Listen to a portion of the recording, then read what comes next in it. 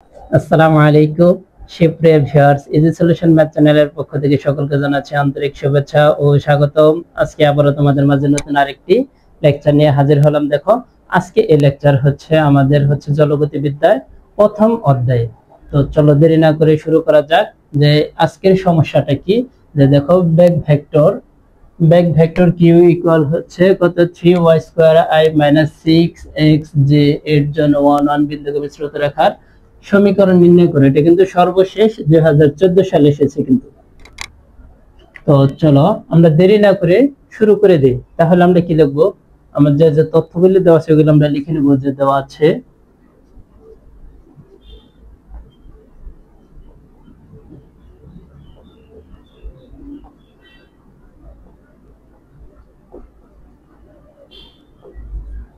তাহলে ইহাকে আমরা একটা তুলনা করব।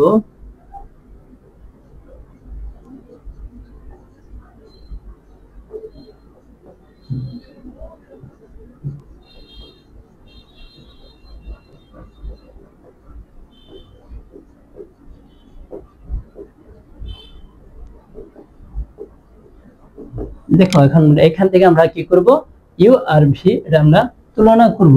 যে দেখো তাহলে ইউ সমান আমরা কি লিখতে পারতেছি, ইউ সমান 3y², বি সমান হচ্ছে -6x।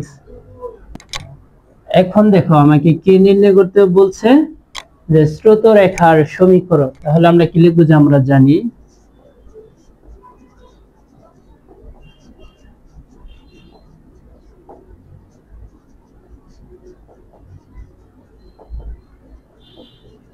স্রোত রেখার সমীকরণ।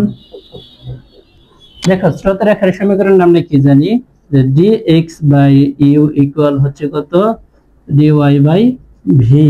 তাহলে দেখো আমরা এখানে u এবং v এর মানটা যদি বসাই, দেখো এর মান হচ্ছে কত 3y² আর v এর মানটা হচ্ছে দেখো -6x। এখন সুপ্রিয় শিক্ষার্থীবৃন্দ, এখন আমরা একটা জিনিস লক্ষ্য করব। দেখো x যুক্ত পদগুলো আমরা এক পাশে নেব এবং y যুক্ত পদগুলি আরেক পাশে নিয়ে আমরা এখান থেকে কি করব, সমাকলন করব। তাহলে দেখো এই 6x টা গুণন হবে কিন্তু dx এর সাথে, আর 3y² টা গুণন হবে কার সাথে, dy এর সাথে। তাহলে দেখো আমরা যদি আর গুণ করি -6x,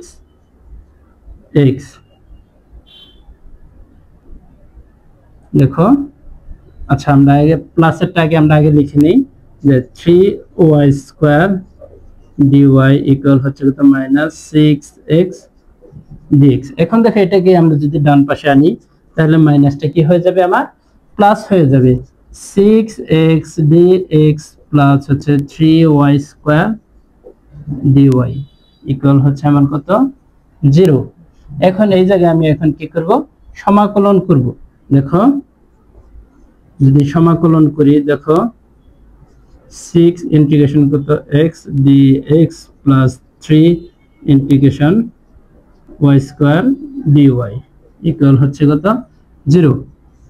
6 ইনটু, দেখো আমরা x কে যদি সমাকলন করি তাহলে কি পাচ্ছি, x²/2 প্লাস হচ্ছে কত 3 ইনটু y কে যদি y² কে আমরা যদি সমাকলন করি y³/3 dy ইকুয়াল হচ্ছে কত, এখানে আমরা কি পাচ্ছি, একটা ধ্রুবক পাচ্ছি। ধ্রুবকটা কি, c।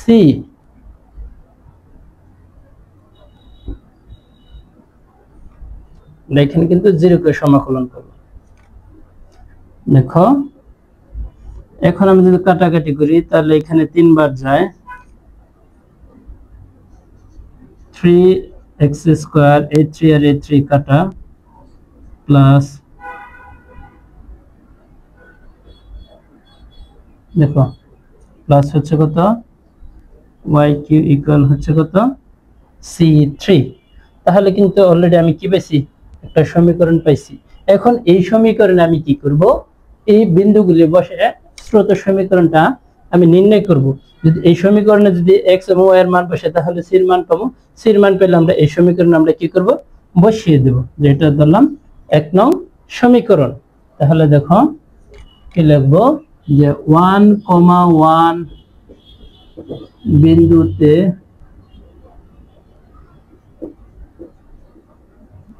পাই 1,1 বিন্দুতে পাই কি পাই, এখন যে জায়গায় আমরা শুধু x এবং y এর জায়গায় আমরা 1 বসিয়ে দেব। দেখো পাই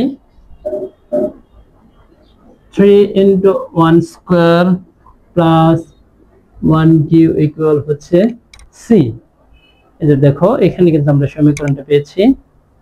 তাহলে দেখো এখান থেকে আমি যদি ক্যালকুলেশন করি 3 + 1 = c, সুতরাং c = 4। তাহলে দেখো c এর মান কত বেশি 4। এটা কিন্তু আমরা এখন 1 নং সমীকরণে বসিয়ে দেব যে 1 নং এ c এর মান